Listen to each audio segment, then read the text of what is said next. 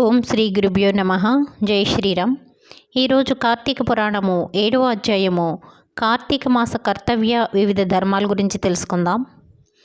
వశిష్ఠ మహాముని ఇట్లనెను: ఓ జనక మహారాజా, కార్తీక మహాత్మ్యమును ఇంకా చెప్పేదను. సావధాన మనస్కుడవై వినుము.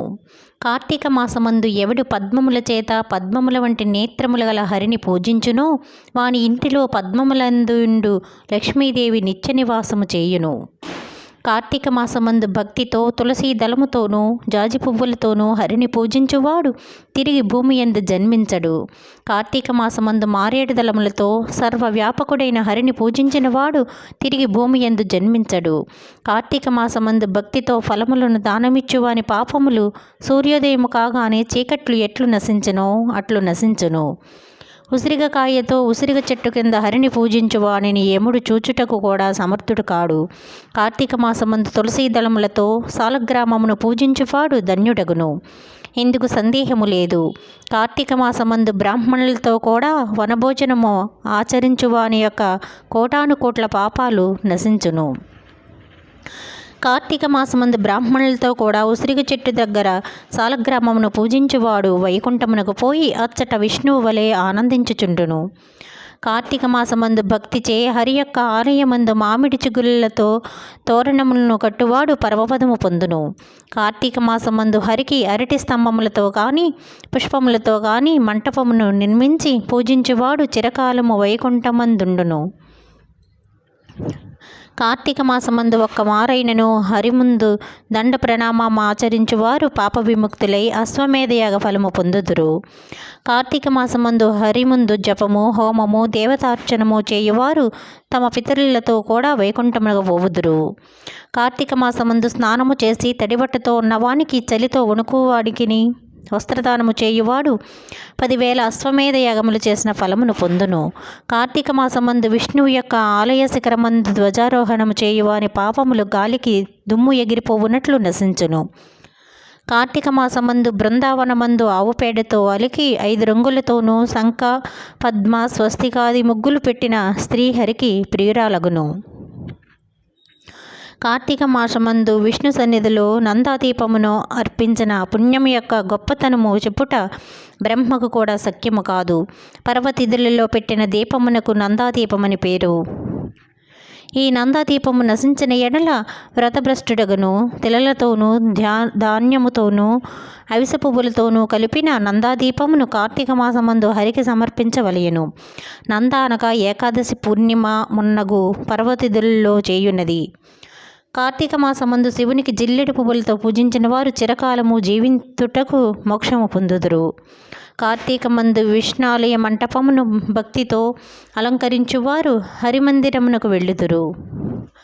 కార్తీక మాసమందు హరిని మల్లె పువ్వులతో పూజించువాని పాపములు సూర్యోదయానంతరము చీకటి నశించినట్లు నశించును.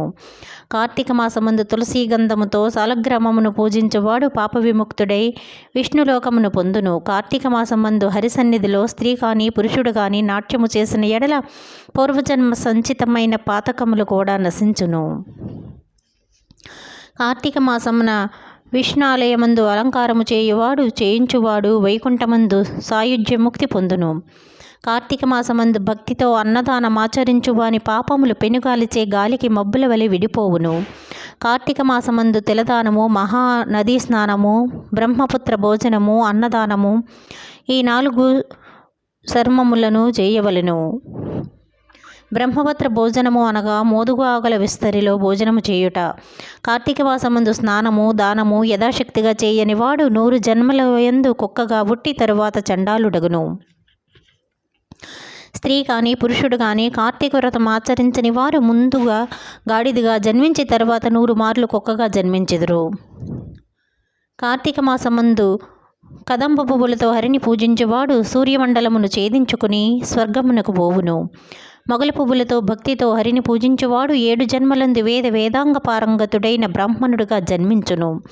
పద్మములతో హరిని పూజించువాడు సూర్యమండలమందు చిరకాలము నివసించును. తాను స్వయముగా అవిసె పువ్వుల మాలను ధరించి తరువాత హరిని అవిసె పువ్వుల మాలికతో పూజించువాడు స్వర్గాధిపతియగును. స్త్రీలు పూలమాలల చేతను తులసి దళముల చేతను కార్తీక మాసమందు హరిని పూజించిన ఎడల సర్వ పాప నిర్ముక్తులై వైకుంఠమును పొందుదురు. కార్తీక మాసమున ఆదివారమందు స్నానము చేసిన ఎడల మాసమంతయు స్నానమాచరించిన పుణ్యమును పొందుదురు. శుద్ధ పాడ్యం నాడు, పూర్ణిమ నాడు, అమావాస్య నాడు ఈ 3 రోజులు పాత్రస్నానము చేసిన ఎడల అశక్తునకు కూడా మాస స్నాన ఫలము వచ్చును. అందుకు శక్తి చాలనిచో 4 రోజులు తప్పకుండా మాసమహత్యమును వినినట్లయితే స్నానఫలము కలిగి పాపములు నశించును. దీపములను చూసి ఆనందము పొందువాని పాపములు నిశ్చయముగా నశించును. ఇతరులకు హరిపూజ కొరకు మనోవాక్కాయముల చేత సహాయము చేయువాడు స్వర్గమును పొందును. భక్తితో గంధ పుష్ప ధూప దీపాదుల చేత హరిని పూజించువాడు వైకుంఠమును పొందును. ఈ మాసమున హరి సన్నిధిలో జపం ఆచరించని వాడు భూమియందు 7 జన్మలందు నక్కగా జన్మించును. ఇందుకు సందేహము లేదు. కార్తీక మాసమున సాయంకాలమందు హరి సన్నిధిని పురాణ కాలక్షేపమును చేయువారు వైకుంఠమును చేరుదురు.